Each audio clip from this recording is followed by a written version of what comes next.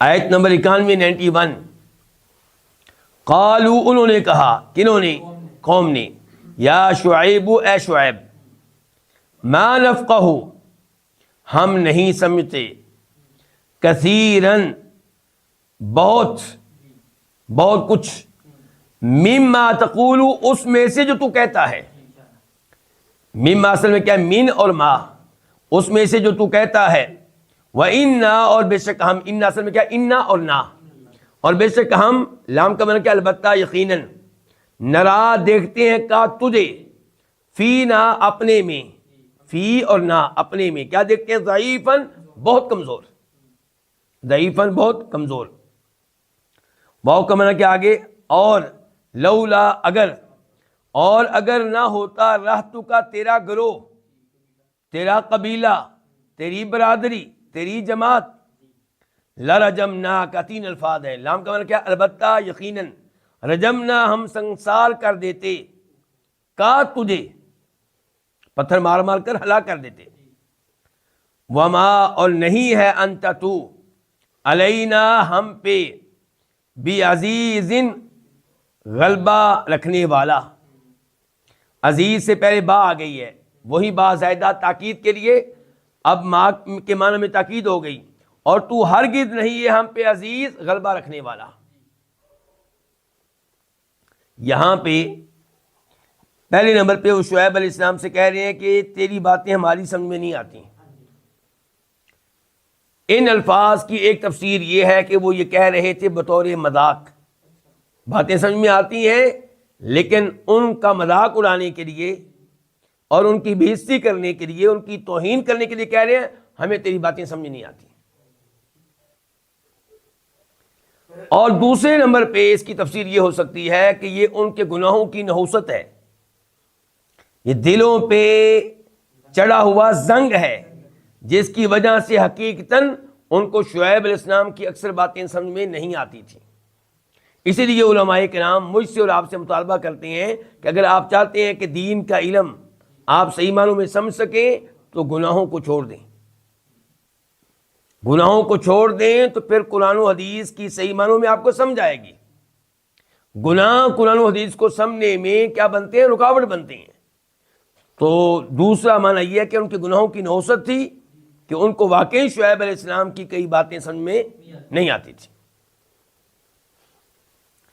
اس کے بعد دوسرے جملے میں کہتے ہیں کہ ہم تجھے اپنے آپ میں بہت کمزور دیکھتے ہیں، یعنی کہ آپ کے پیچھے کوئی فوج نہیں ہے، آپ کے پاس کوئی حکومت نہیں ہے، آپ کمزور ہیں، آپ کچھ بھی نہیں ہیں. اور اگر تیرے پیچھے تیری برادری کھڑی نہ ہوتی تو ہم نے پتھر مار مار کے تجھے ختم کر دینا تھا. برادری کے لوگ گرچہ مسلمان نہیں تھے، شعیب علیہ السلام پہ ایمان لانے والے نہیں تھے، لیکن بہرحال یہ سمجھتے تھے کہ ہمارے قبیلے کا یہ نوجوان ہے تو اس لیے ان کا ساتھ دیتے تھے. اور یہ وہی صورتحال ہوگی جو ہمارے نبی کی تھی علیہ الصلوۃ والسلام. بنی ہاشم نے اور آپ کے چچا ابو طالب نے آپ کا بہت ساتھ دیا، آپ کی بڑی مدد کی، بلکہ بنو مطلب نے بھی آپ کا ساتھ دیا. یعنی کہ آپ کے جو بڑے ہیں ان کی نسل سے ایک تھے بنو ہاشم، ایک بنو مطلب اور ایک بنو عبد شمس، ایک بنو نوفل. یہ چار، ان کے 4 بھائی تھے. ان میں سے جو ہاشم کی اولاد ہے وہ اللہ کے نبی کے ساتھ کھڑی ہے علیہ الصلوۃ والسلام. مطلب کی اولاد بھی آپ کے ساتھ کھڑی ہے. انہوں نے کہا جی ہم ہاشموں کا ساتھ دیں گے، ہمارے ہیں، اوپر سے ہم ایک ہی ہیں.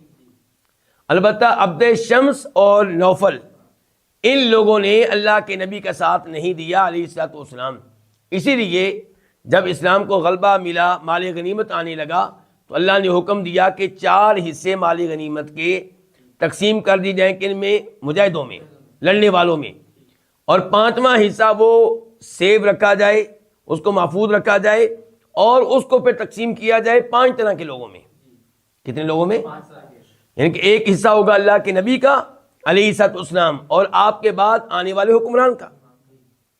دوسرا حصہ ہوگا اللہ کے نبی کے رشتہ داروں کا، اہل بیت کا علیہ الصلوۃ والسلام. اور تیسرا حصہ یتیموں کا، مسکینوں کا، مسافروں کا، یہ 3 یہ ہو گئے 5۔ اب آپ نے دیا بنو ہاشم کو، کیونکہ اس میں یہ بھی ہے نا کہ اللہ کے نبی کے رشتہ داروں کو بھی ملے گا، تو آپ علیہ السلام نے بنو ہاشم کو دیا، بنو مطلب کو بھی دیا، بنو عبد شمس کو، بنو نوفل کو نہیں دیا۔ تو یہ بخاری شریف کی حدیث ہے، لوگ اللہ کے رسول کے پاس آئے کہ اے اللہ کے رسول علیہ السلام، بنو ہاشم کو آپ نے دیا، ہم سمجھ گئے آپ کا اپنا خاندان ہے، بنو مطلب کو بھی آپ نے دیا ہے، ہمیں نہیں دیا، جبکہ ہماری اور ان کی رشتہ داری آپ کے ساتھ ایک جیسی ہے۔ تو آپ علیہ السلام نے فرمایا انہوں نے ہمارا ساتھ دیا تھا زمانہ جاہلیت میں بھی، تو اب زمانہ اسلام میں ہم اور وہ ایک چیز ہیں۔